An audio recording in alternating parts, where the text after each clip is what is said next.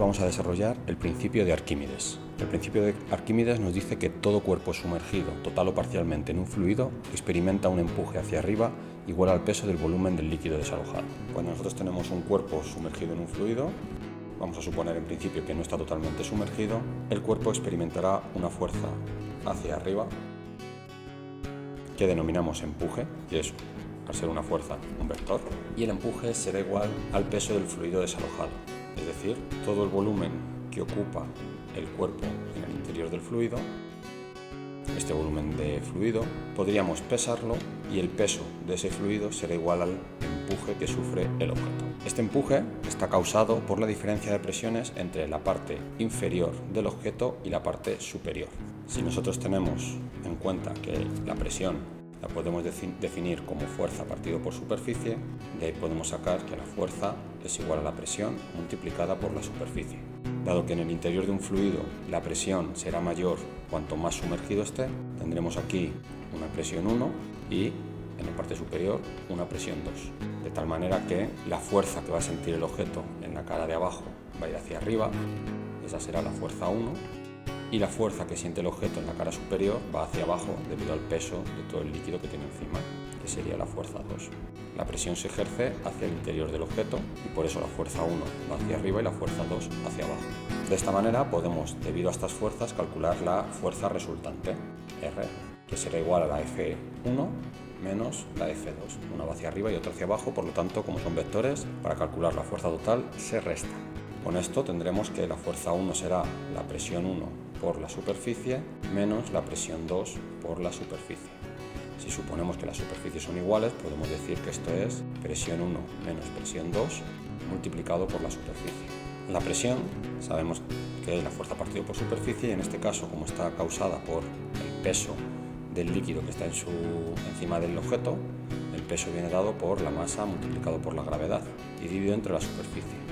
Y la masa, de la fórmula de densidad es igual a masa por volumen, podemos decir que la masa será densidad por volumen y multiplicamos por la gravedad, dividimos entre la superficie. Podemos desarrollar esta fórmula, la densidad la dejamos igual y el volumen será la superficie por la altura del objeto y multiplicamos por la gravedad y dividimos entre la superficie. Lógicamente podemos tachar la superficie de arriba y de abajo, por lo tanto la presión vendrá dada por densidad por altura multiplicado por la gravedad. Una vez que sabemos esto, podemos continuar con la fuerza resultante sustituyendo la presión por el valor que tenemos aquí. Es decir, tendríamos densidad por gravedad por altura 1 menos densidad por gravedad por altura 2 multiplicado por la superficie. Dado que aquí estamos trabajando con el peso del fluido, la densidad es del fluido. De esta manera tendremos que la resultante va a ser la densidad del fluido por la gravedad por la altura 1 menos la altura 2 multiplicado por la superficie.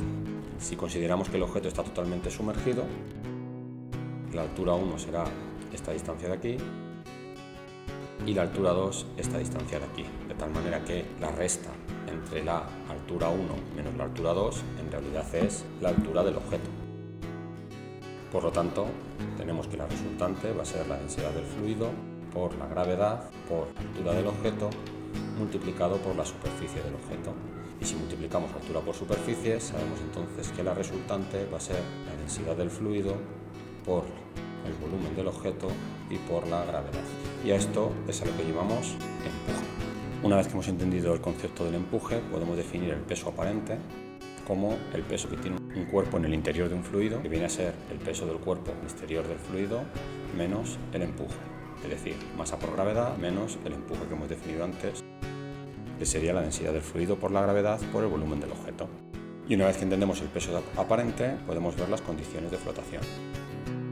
Si el peso es menor que el empuje, la resultante será una fuerza hacia arriba, eso quiere decir que el peso aparente es negativo y entonces el objeto sube hasta que el peso se iguala al empuje y entonces queda en equilibrio. La segunda opción es que el peso sea igual al empuje, es decir, el peso aparente sea igual a 0. En ese caso el cuerpo queda en equilibrio. Y el tercer caso es que el peso sea mayor que el empuje, por lo tanto el peso aparente sea mayor que 0 y entonces el objeto se hunde. Y con esto tendríamos visto el principio de Arquímedes.